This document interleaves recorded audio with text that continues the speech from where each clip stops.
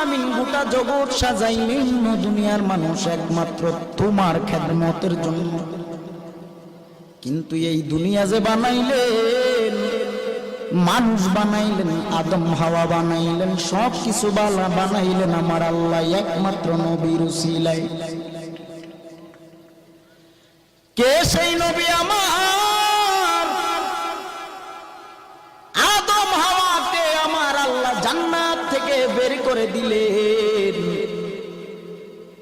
বের করে দেওয়ার পর 300 থেকে 350 বছর যাবত আদম হাওয়া কান্না করে আল্লাহর যত নাম আছে সব নাম নিয়ে কাঁদে।